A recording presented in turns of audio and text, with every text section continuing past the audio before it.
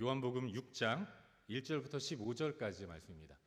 나가서 떠들라고 그러세요. 그 예배당 밖에서. 그 버닝스도 있고요. 어디 있으니까 그쪽에 가서 우리는 예배 드려야 되니까. 우리 한 절씩 교독해서 읽도록 하겠습니다. 제가 먼저 1절 읽고 여러분들 2절 읽고 마지막 15절은 우리 함께 읽도록 하겠습니다. 그 후에 예수께서 디베랴의 갈릴리 바다 건너편으로 가시매 큰 무리가 따르니 이는 병자들에게 행하시는 표적을 보았습니다. 예수께서 산에 오르사 제자들과 함께 거기 앉으시니 예수께서 눈을 들어 큰 무리가 자기에게로 오는 것을 보시고 빌립에게 이르시되 우리가 어디서 떡을 사서 이 사람을 먹이겠느냐 하시니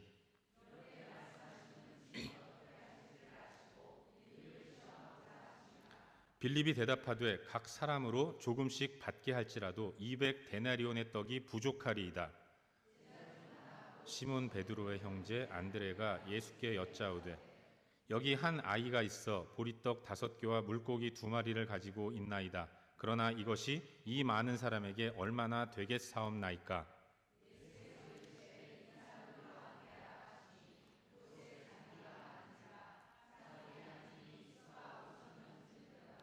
예수께서 떡을 가져 축사하신 후에 앉아있는 자들에게 나눠주시고 물고기도 그렇게 그들의 원대로 주시니라.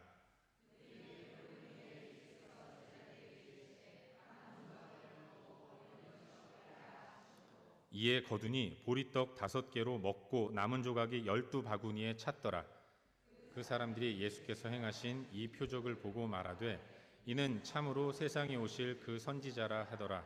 함께 읽겠습니다. 그러므로 예수께서 그들이 와서 자기를 억지로 붙들어 임금으로 삼으려는 줄 아시고 다시 혼자 산으로 떠나가시니라. 아멘. 이 말씀 요한복음 6장 1절부터 15절까지의 말씀을 본문으로 그럼에도 불구하고라는 제목으로 하나님 말씀을 나누도록 하겠습니다. 바라기는 이 시간 말씀을 나눌 때에 전하는 전하 듣는 여러분 우리 모두 가운데 하나님 주시는 은혜가 또 우리 가운데 임할 수 있기를 주의 이름으로 축원합니다. 제가 기도 한 번만 더 하고 또 시작하도록 하겠습니다. 아버지 하나님, 우리가 이 시간 온전히 하나님을 바라보기를 원합니다. 우리의 마음, 우리가 어떻게 할 수 없는 우리가 연약한 자들인 것을 고백합니다. 아버지 하나님, 부족한 종의 입술을 붙들어 주시고 말씀을 듣는 주의 백성들의 마음을 주장하셔서 오직 하나님만을 바라보게 하시고 주님께만 집중하는 가운데 하나님을 의지하며 나아갈 수 있도록 인도하여 주시옵소서. 예배의 주인이 하나님이심을 믿습니다. 부족한 종이 주의 말씀을 전하지만 연약한 자를 통해서 전능하신 하나님이 당신의 사랑하는 백성들에게 주의 말씀을 선포하는 시간이오니 이 시간 우리가 기쁜 마음으로 단 마음으로 또 복된 마음으로 주의 음성에 귀를 기울일 수 있도록 인도하시고 우리를 향하신 하나님의 선하신 뜻을 발견하는 가운데 주의 은혜의 자리로 나아갈 수 있도록 역사하여 주시옵소서. 주 예수 그리스도의 이름으로 기도하옵나이다. 아멘. 우리가 쓰는 말 가운데 자괴감이라는 단어가 있습니다. 자괴감.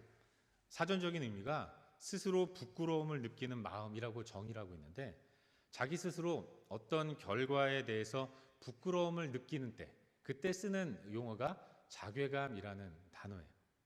사실 저도 그렇고 여러분도 그렇고 우리가 이 땅을 살아가다 보면 원치 않게 자괴감을 느끼는 경우가 종종 있습니다.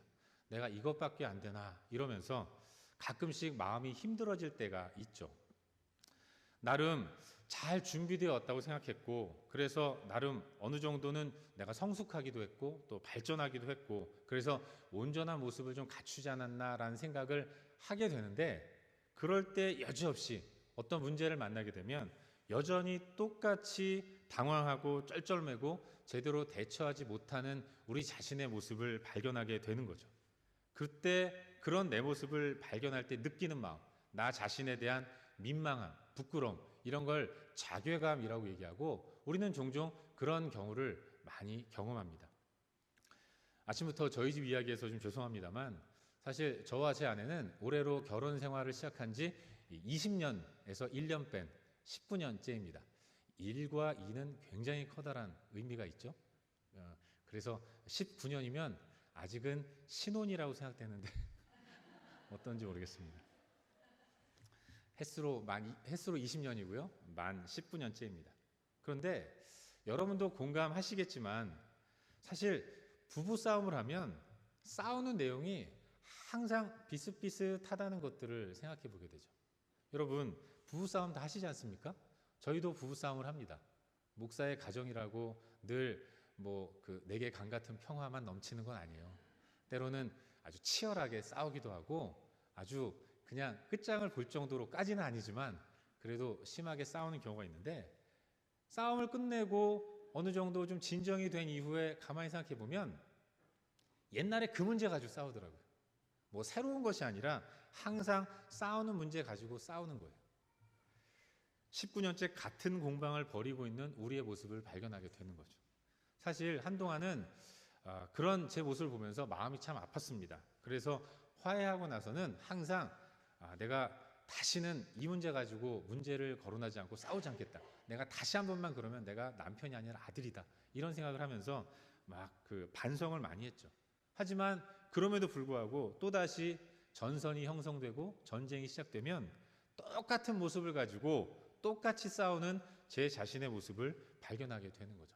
나는 그래도 나이도 좀 먹으면서 또 결혼 생활도 한 해 두 해 더 쌓여가면서 좀 괜찮아지는 모습을 가지고 있다고 생각을 하는데, 이렇게 한번 내 자신의 연약한 모습을 발견할 때가 되면 나는 뭐 하면서 시간을 보냈나라는 생각이 들면서 그때 내가 이거밖에 안 되는 존재구나 이러면서 좀 자괴감을 느끼는 경우가 종종 있습니다.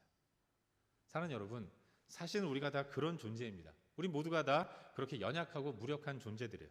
예수를 10년 믿으나 20년 믿으나 신앙이 성숙하고 성장하고 같은데, 그런데 어느 순간 나 자신을 돌아보면 아무것도 발전하지 않은 것 같고 그냥 제자리 걸음만 하고 있는 내 모습을 발견하는 가운데, 그때 참 자괴감 가운데서 괴로워지는 때가 많이 있는 것이죠. 그런데 여러분, 우리만 그런 게 아닙니다. 오늘 우리가 함께 묵상하고자 하는 이 본문에 나오는 예수님의 제자들, 이들 또한 우리와 똑같은 모습, 아니 우리보다 더 심한 이런 연약한 모습을 보여주고 있는 것을 보게 되는 거죠. 잠시 본문의 내용을 한번 살펴보도록 하겠습니다. 여러분, 오늘 본문이 요한복음 6장 1절부터 15절까지의 말씀입니다. 그런데 이 말씀은 우리가 지난주에도 한번 살펴본 말씀입니다. 본문이 지난주와 똑같은 본문이에요. 그래? 그러신 분들이 계실지 모르겠는데 그런 분들에게는 개인적으로 감사합니다. 여러분들이 좀 많이 잊어주셔야 저도 설교하기가 편하거든요. 그러나 핵심은 잊지 마시고 말씀 붙들고 믿음의 삶을 살 수 있기를 주의 이름으로 축원합니다. 아무튼 오늘 본문은 지난주와 마찬가지로 오병이어의 기적이 담겨있는 내용이에요. 예수께서 행하신 놀라운 기적, 떡 5개와 물고기 2마리로 허다한 사람들, 수많은 무리들을 배불리 먹인 기적의 내용이 들어있는 것이 오늘 함께 살펴보려고 하는 본문의 내용인 것이죠. 지난주에 살펴봤지만 다시 한번 본문의 내용을 정리해 보도록 하겠습니다. 우리 주님이 갈릴리 바다 건너편으로 가셨는데 큰 무리가 예수님을 따라왔습니다. 그런데 왜 그렇게 큰 무리가 예수님을 따랐는가? 많은 사람들이 예수님을 따른 이유는 하나, 그것은 표적을 보았기 때문이다 라고 기록하고 있습니다. 우리 다 같이 말씀 가운데서 2절 말씀을 우리 한 목소리로 함께 읽도록 하겠습니다. 2절 읽겠습니다. 시작. 큰 무리가 따르니 이는 병자들에게 행하시는 표적을 보았음이로라. 큰 무리가 예수님을 따랐는데 그 이유는 예수께서 병들린 사람들, 병에 걸린 사람들을 고치시는 표적을 보았기 때문이다 라고 말씀하고 있어요. 여러분, 예수님이 가시는 곳마다 예수님 주변에는 열혈 팬들이 엄청나게 많았습니다. 수많은 사람들이 예수님을 따랐는데 그들이 그렇게 열심히 주님을 따른 이유, 그것은 예수님이 일으키시는 표적을 보았기 때문이다 라고 말씀하고 있어요. 그런데 표적이라는 단어가 무슨 뜻입니까? 표적이란 예고편, 본편을 맛보기로 보여주는 예고편 아니겠습니까? 예수님의 표적은 예고에 해당하는 거예요. 다시 말해서 예고란 메시지가 담겨 있는 것인데, 결국 예수님은 가시는 곳마다 표적을 일으키실 때 이 표적을 통해서 전하고자 하는 메시지가 있었던 것이죠. 여러분, 예수님이 전하고자 하는 메시지가 무엇이었습니까? 우리 다 같이 요한복음 20장 31절 말씀을 우리 한 목소리로 읽도록 하겠습니다. 요한복음 20장 31절 읽겠습니다. 시작. 오직 이것을 기록함은 너희로 예수께서 하나님의 아들 그리스도이심을 믿게 하려 하며 또 너희로 믿고 그 이름을 힘입어 생명을 얻게 하려 함이니라. 아멘. 여러분, 메시지가 뭡니까? 예수가 하나님의 아들 그리스도라는 것, 그리고 그 이름을 힘입어야만 영생, 생명을 얻을 수 있다라는 것, 이걸 전하고자 하시기 위해서, 이 메시지를 전하기 위해서 예수님은 가는 곳마다 표적을 일으키신 것입니다. 특별히 여기 2절에 나오는 세 개의 동사, 2절을 다시 한번 보시면 2절에는 세 개의 동사가 나오죠. 한번 보여주시기를 바랍니다. 행하다, 따르다, 행하다, 보았다. 세 개의 동사가 나오는데 이 세 동사는 헬라어 시제가 모두가 다 미완료 시제인 거예요. 그러니까 아직 끝나지 않았다는 것, 계속되고 있다는 것입니다. 주님은 항상 기적을 행하셨어요. 사람들은 계속해서 기적을 행하시는 예수님을 지속적으로 포기하지 않고 계속해서 따라다닌 겁니다. 왜 그들이 계속 예수님을 따라다녔는가?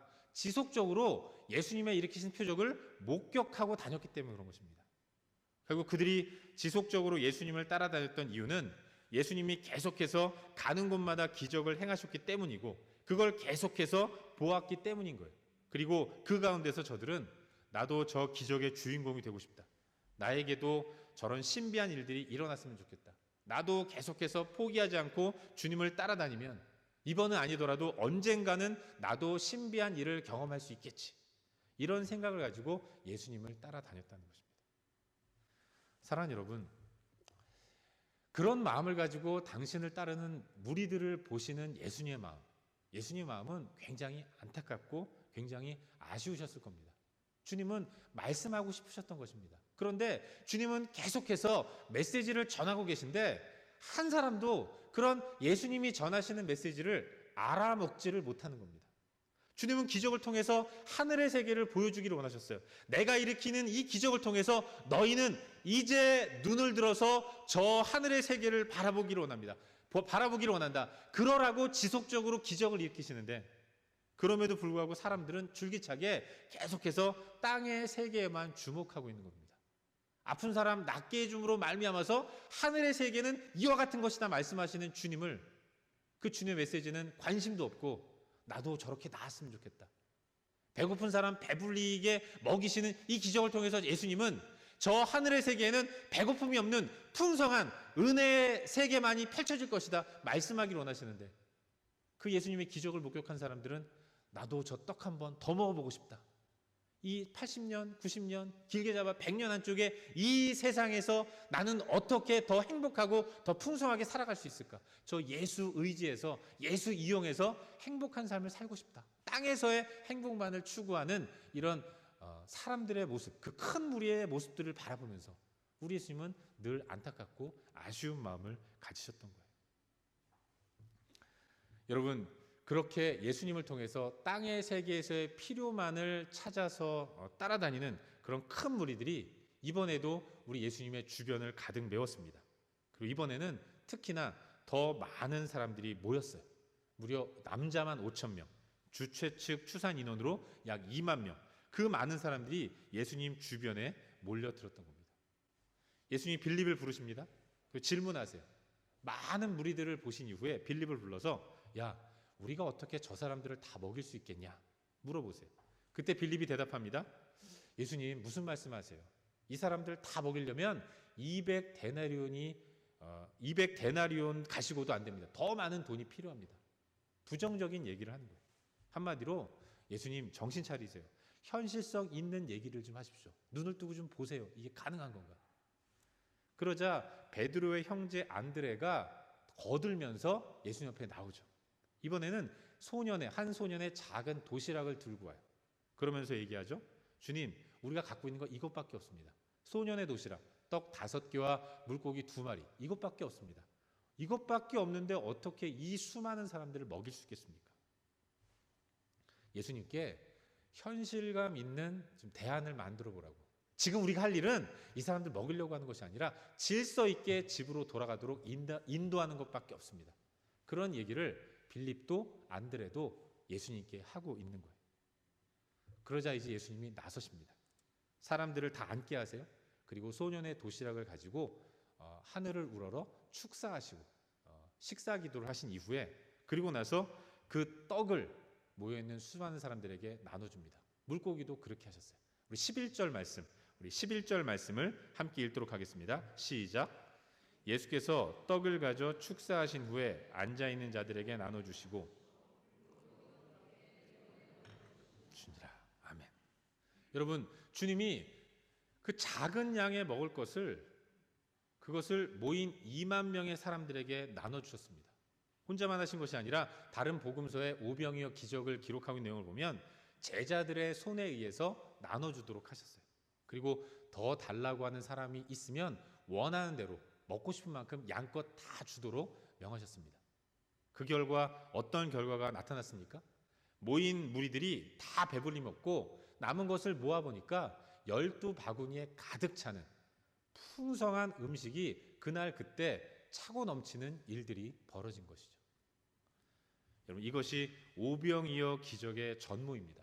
그날 그 산에서는 2만 명의 사람들이 다 배부르게 먹고 누리는 그러한 잔치가 열린 거예요. 그리고 이 기적 또한 예고이고 표적, 예고이고 이 예고에는 메시지가 들어있는 것이기 때문에 우리 예수님은 이 기적을 통해서 말씀하시고자 하는 것들이 있었습니다. 그게 뭐냐면 요한복음 20장 31절 말씀, 예수가 하나님의 아들 그리스도라는 것, 그리고 그 이름을 힘입어야만 영원한 생명을 얻을 수 있다는 것, 이 메시지를 이 기적을 통해서 모인 무리들 가운데 선포하셨던 것입니다. 하나님 없이 살아가는 세상은 언제나 황량한 사막이고 먹을 것 없는 산 중턱일 수밖에 없지만, 그러나 예수 안으로 들어가면, 예수 안에서 천국의 기쁨을 누리면 그곳에서는 배고픔이 없는, 늘 풍성하게 먹고도 남는 일이 벌어진다는 것, 하늘의 세계의 풍성함을 예수님은 모인 무리들 가운데 선포하기를 원하셔서 이와 같은 기적을 행하신 것입니다. 이것이 오병이어 기적의 내용이고 메시지고 의미인 것입니다. 사랑하는 여러분, 오늘 말씀 가운데서 우리는 좀 주의 깊게 한 가지 장면을 관찰하기를 바라요. 그게 뭐냐면 5절 이하의 내용입니다. 여러분, 5절 이하에서는 예수님과 제자들의 대화하는 장면이 나옵니다. 예수님과 빌립, 안드레 두 사람이 모인 무리들을 어떻게 해야 하는가에 대해서 함께 의견을 주고받고 있는 내용이 등장하는 거죠. 그런데 여러분, 제자들의 생각은 아주 현실적이었습니다. 대단히 이성적이었고 정말로 합리적인 생각을 가지고 있었어요. 아무 대책 없이 무모한 일을 벌이려고 하는 스승을 말리려고 하는 다분히 상식적인 행동을 제자들은 하고 있었던 것입니다. 그러나 여러분, 우리 주님이 그렇게도 상황 파악을 못하시는 분이겠습니까? 제자들은 현실감 없는 것처럼 예수님을 바라보지만 예수님이 정말로 그렇게 아무 대책 없는 분이시겠습니까? 그렇지 않죠. 우리 예수님은 전능하신 하나님의 아들, 하나님이십니다. 능치 못함이 없으신 하나님이에요. 더욱이 예수님은 이 2만 명 이상이나 모인 이 곳에서 놀라운 기적을 통해서 저들 큰 무리들에게 전하고자 하는 메시지가 있었을 거예요. 그런 면에서 볼 때 제자들은 우리 주님을 몰라도 너무 모른 것입니다. 그야말로 이 형식적으로만 예수님을 파악하고 있었던 것입니다. 그런데 여러분, 참 재미있고 의미심장한 내용이 하나 나와요. 우리 다 같이 오늘 말씀 가운데서 6절 말씀을 함께 읽도록 하겠습니다. 6절 말씀 시작. 이렇게 말씀하심은 친히 어떻게 하실지를 아시고 빌립을 시험하고자 하심이라. 아멘. 예수님이 빌립을 시험하려고 질문하고 계신다는 거예요. 예수님이 빌립을 부르셨습니다. 그리고 그에게 우리가 어디서 떡을 사서 이 사람들을 먹일 수 있겠느냐 물어보시는 거예요. 그런데 6절 말씀 보니까 우리 주님은 빌립이 어떻게 대답하실지를 이미 다 알고 계셨다라고 말씀하는 것입니다. 친히 어떻게 하실지를 아시고 빌립을 시험하고자 하심이라. 여러분, 이 문장은 우리 성경에는 번역이 되어 있지 않지만 헬라어 원어 성경을 보면 왜냐하면 무엇 때문이다라는 접속사가 들어있는 문장입니다. 그러니까 이걸 직역하면, 헬라어 그 성경대로 직역하면 예수님이 이것을 말씀하시면 빌립을 드러내려 함이었다. 왜냐하면 예수님은 그가 어떻게 행동할 것인지 이미 다 아셨기 때문이다. 이렇게 말씀하고 있는 것입니다. 주님은 다 아셨어요. 빌립이 예수님이 질문하실 때 어떻게 대답하실지, 어떻게 반응할지를 예수님은 이미 다 알고 계셨던 것입니다. 사랑하는 여러분, 본문 속 빌립의 모습, 어떤 모습입니까? 빌립은 대단히 계산적이에요. 주판을 굴리는 모습인 겁니다. 이리저리 재보고 따져보고 여러 가지 두루두루 살피고, 그러고 나서 답이 안 나오니까 포기하자고 하는 것입니다. 철저하게 계산적이고 합리적인 것에만 갇혀있는 모습, 그게 바로 본문 속 빌립의 모습인 거예요. 그런데 여러분, 빌립은 어떤 사람입니까? 빌립은 예수님의 12 제자 중에 한 명이었어요. 제자가 예수님을 따르는 사람들이라고 정의 내린다면 예수님께는 수많은 제자들이 있었습니다. 주님은 그 수많은 제자들 가운데서 밤이 맞도록 기도하시고 새벽녘에 이제 그 수많은 사람들 가운데 12 제자를 택하신 겁니다. 그 택하신 12 제자를 가까이에 데리고 다니시면서 예수님이 말씀하실 때 가장 가까운 곳에서 듣게 하셨고, 예수님이 일으키시는 모든 표적들을 가장 가까운 곳에서 보게 만드신 것입니다. 빌립은 그렇게 12명 가운데 포함된 예수님을 가장 지근 거리에서 모시고 예수님을 따라다니는 예수님의 측근이었던 것입니다. 이 말은 예수님이 물로 포도주를 만드는 기적을 일으키실 때 빌립은 예수님 옆에서 물이 정말로 포도주가 되는 이 놀라운 역사를 목격했다는 것입니다. 예수님이 왕의 신하의 아들을 고치실 때 바로 그 자리에서 예수님이 그 신하의 아들을 고치는 장면을 목격한 겁니다. 우리 예수님이 베데스다 연못에서 38년 동안이나 치유를 기다리면서 앉아있는 그 환자, 그 병자를 고치실 때 빌립은 바로 그 현장 가운데 있으면서 38년 된 병자가 어떻게 회복이 되는지를 눈으로 직접 목격했다는 것을 의미하는 겁니다. 주님이 일으키시는 모든 기적의 내용을 하나도 빠지지 않고 옆에서 계속해서 지켜보았다는 것입니다. 그게 빌립이었던 거예요. 여러분, 빌립은 기적을 체험할 때마다 흥분했을 겁니다. 놀라고 또 놀라면서 와, 나의 스승인 예수님은 정말로 위대한 분이구나. 그러는 가운데 예수님의 하나님 아들 되심을 깨닫고 주님을 찬양하면서 박수를 여러 번 쳤을 것입니다. 여러분, 빌립이 여러 번의 기적을 체험하면서 주 앞에 올려드린 고백과 찬양이 뭐겠습니까? 요한복음 20장 31절 말씀이에요. 야, 저분은 정말로 하나님이 보내신 메시아 그리스도구나. 저 예수 그리스도의 이름을 힘입어야만 천국의 풍성함을 누릴 수 있겠구나. 빌립은 기적을 체험하면서 기적을 체험할 때마다 예수님의 하나님 되심, 그리고 예수님의 전능성, 무엇이든지 능치 못할 일이 없으신 분이라는 것을 그 놀라운 기적들을 체험할 때마다 계속해서 깨닫고 또 깨달았을 것입니다. 그런데도 지금 그는 어떤 모습을 보입니까? 계속해서 계산하고 있는 거죠. 주판을 튕기고 있는 것입니다. 그러다가 안 되니까 뭐 되겠어요? 안 될 텐데. 주님, 빨리 지금 이 사람들 질서 있게 집으로 돌아가도록 만들어야 합니다. 이런 다분히 현실적인 모습을 보여주고 있는 것이죠.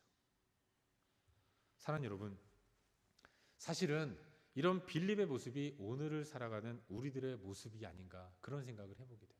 우리 안에 이런 빌립의 모습이 있습니다. 빌립과 똑같은 모습이 사실은 우리 안에도 있는 거예요. 우리는 예수님을 믿습니다. 그분이 하나님의 아들이라는 사실을 믿어요. 그리고 그분을 통해서만 구원을 얻을 수 있다는 것, 영원한 생명을 얻을 수 있고 천국 백성으로서의 풍성함을 누릴 수 있다는 것, 우리는 그걸 믿고 또 믿는다고 고백합니다. 하지만 우리의 현실의 삶은 어떻습니까? 우리는 예수를 믿는다고 하지만 그러나 우리의 삶을 돌아보면 우리가 정말로 예수를 믿는가? 전능하신 하나님의 위대하심을 믿는다고 입으로는 고백하지만 정말로 우리는 우리 삶 가운데서 그런 하나님이 정말로 위대한 분이신가, 온 땅과 열방을 섭리 가운데 통치하시며 지금도 역사하시는 분이라는 것을 정말로 믿고 있는가? 진지하게 우리를 돌아보면 그렇지 못한 이런 모습을 발견할 때가 얼마나 많이 있는지 몰라요. 그 가운데서 우리는 항상 자괴감을 느끼죠. 전능하신 하나님은 성경 속에 갇혀 계신 하나님이시고 내 삶 속에서는 결코 그 어떠한 일도 행하실 수 없는 분인 것처럼 그렇게 우리는 항상 입으로만 믿음을 고백하는 이론과 실제가 완전히 다른 그런 삶을 살고 있지는 않은가 우리 자신을 돌아보아야 할 줄로 믿습니다. 그러다 보니까 우리는 예수를 믿지만 내 인생에 있어서 어려움이 찾아올 때든지 또 이렇게 저렇게 선택해야 할 상황이 올 때에는 전혀 예수 믿는 사람처럼 행동하지 못하고 선택하지 못하는 이런 일들을 보일 때가 얼마나 많이 있는지 몰라요. 그럴 때 느끼는 감정이 바로 민망함이고 자괴감인 것입니다. 그러나 여러분, 오늘 본문은 뭐라고 말씀하고 계십니까? 6절. 주님은 알고 계셨다는 것입니다. 그럼 빌립의 모습, 여전히 지금껏 수많은 기적을 체험했음에도 불구하고 이 현장 가운데서 정말로 불가능해 보이는 이 상황 가운데서 불가능한 것을 가능하게 만드신 하나님, 과거에 경험한 예수 그리스도를 전혀 생각하지 못하는 이 연약한 빌립의 모습을 그러나 주님은 다 알고 계셨다라고 말씀하고 있는 거예요. 주님은 미리 다 알고 계셨다는 거죠. 친히 어떻게 하실지를 아시고 한마디로 그런 인간인지 다 알고 계셨다고 성경은 말씀하고 있는 것입니다.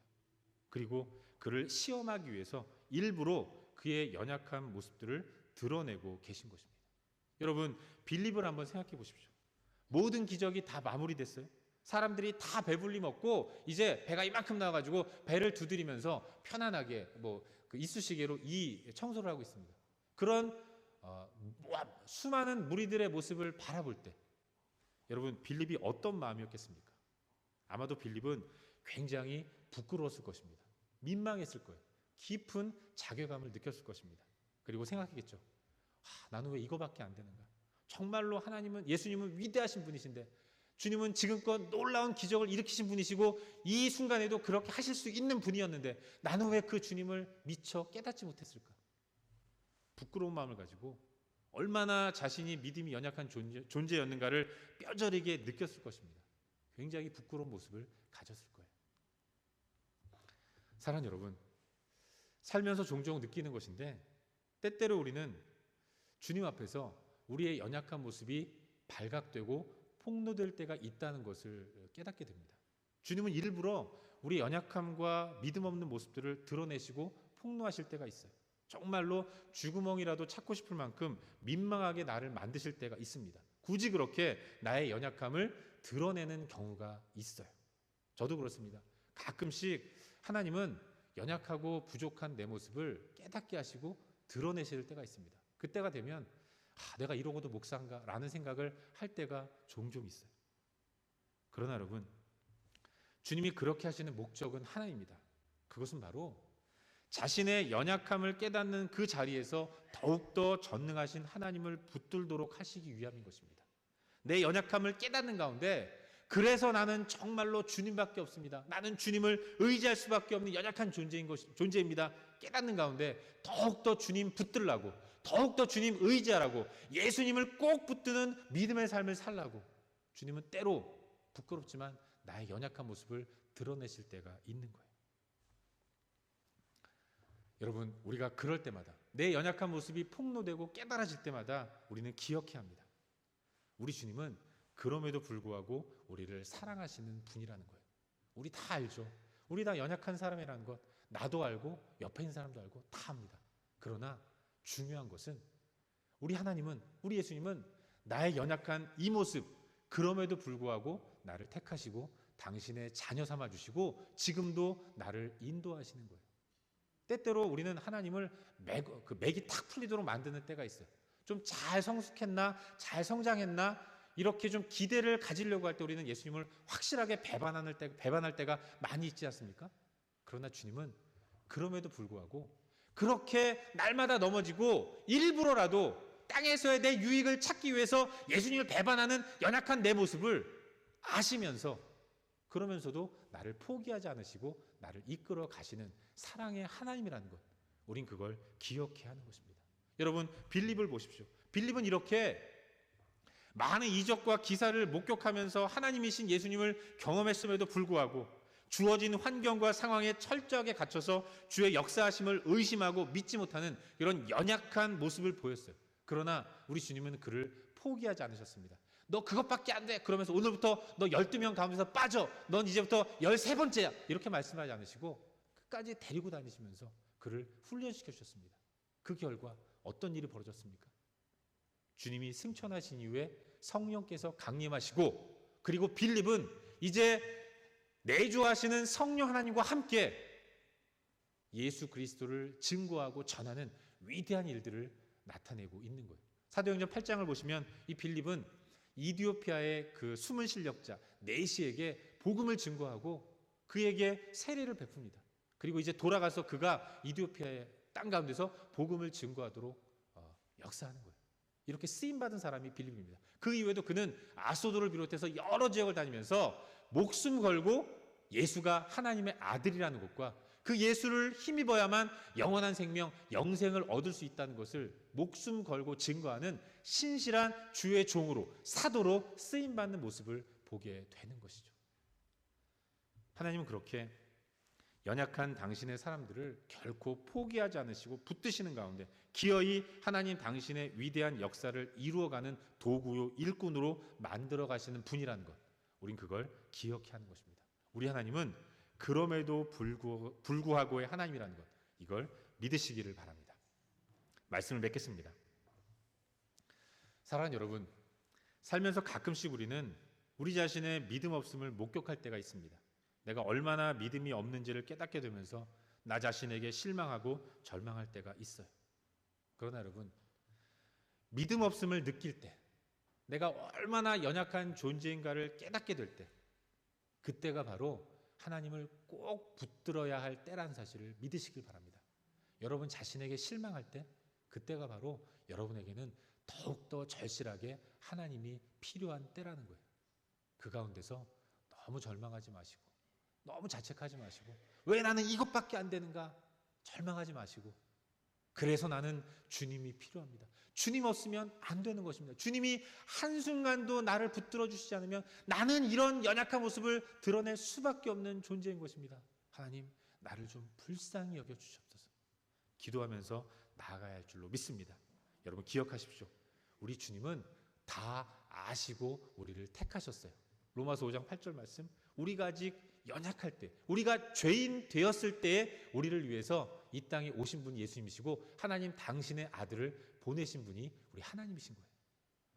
우리 하나님은 그럼에도 불구하고의 하나님이시고, 그럼에도 불구하고 우리를 위해서 십자가에 달려 돌아가시기까지 우리를 사랑하신 분이십니다. 바라기는 그 사랑의 하나님을 의지하는 가운데 이번 한 주간도 넘어진 그 자리에서 다시 일어나시기를 바라고, 그 가운데서 하나님을 향한 기대의 마음을 접지 마시고 더욱더 주님 의지하며 나아갈 수 있기를 주의 이름으로 축원합니다. 기도하겠습니다. 우리 시간 함께